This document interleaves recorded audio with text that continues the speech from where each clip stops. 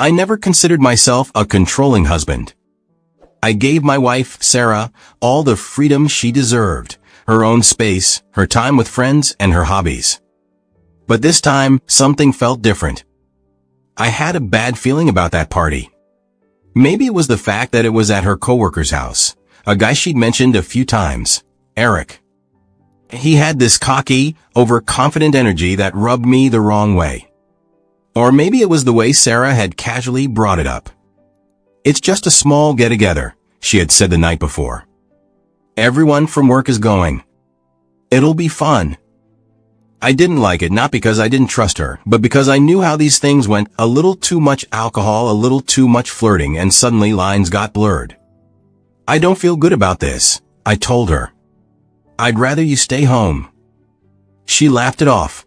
Come on, don't be like that. It's harmless. I didn't argue. I just nodded and said, do what you want. That was my way of letting her know I wasn't going to beg. But when the night came and she got dressed in a way she hadn't in a long time, tight dress, perfect makeup, that extra bit of perfume, I knew she had already made up her mind.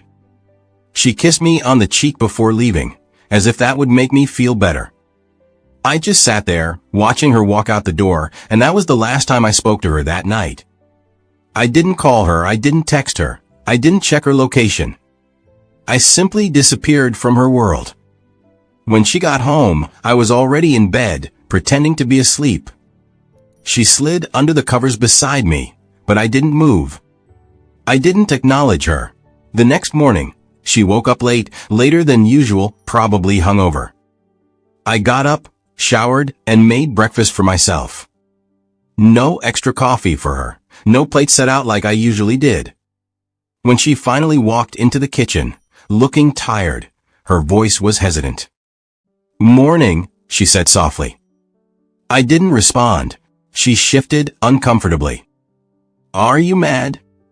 I took my plate and walked to the living room. Her expression changed. Are you seriously ignoring me? I didn't even glance at her.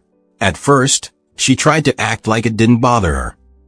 She made her own coffee, scrolled through her phone, pretended everything was normal. But by noon, the cracks started to show. She came into the living room and sat across from me. Okay, this is ridiculous. Talk to me.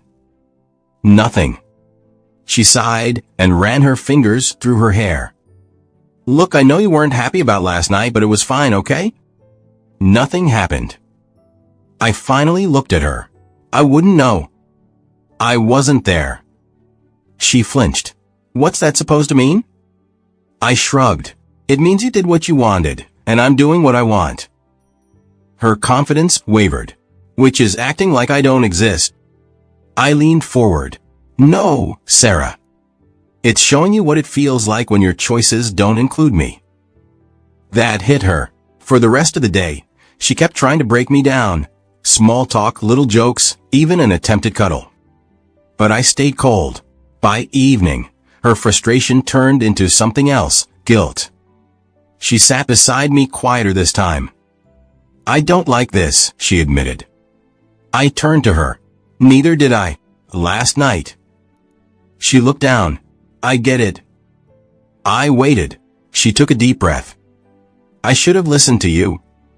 Now, we were getting somewhere. Later that night, as we lay in bed, she finally told me what happened. At first, everything was fine, drinks, laughter, music. But then Eric, the coworker I had warned her about, got too friendly. He kept trying to get me to dance with him, she confessed. At first, I thought he was joking, but then he got pushy. I clenched my jaw. Did he touch you? She hesitated. Not in a serious way, just his hands on my waist, pulling me close. I moved away, but he wouldn't stop. I had to get one of my friends to step in. My hands curled into fists. And now you see why I told you not to go. She nodded. I should have listened. Silence filled the room. Finally, she whispered, Are we okay? I exhaled. I don't know. Are we? She reached for my hand. I made a mistake, and I'm sorry. For the first time in 24 hours, I squeezed her hand back. She had learned her lesson. The next day, she didn't text her coworkers. She didn't laugh at their group chat messages. She stayed close to me, making sure I knew she was choosing us. And when Eric sent her "had fun last night" message, she showed it to me, then blocked him. Did I forgive her? Yes, but I made sure she never forgot what it felt like to be on the other side of being ignored. She never made that mistake again, and I never had to go silent again.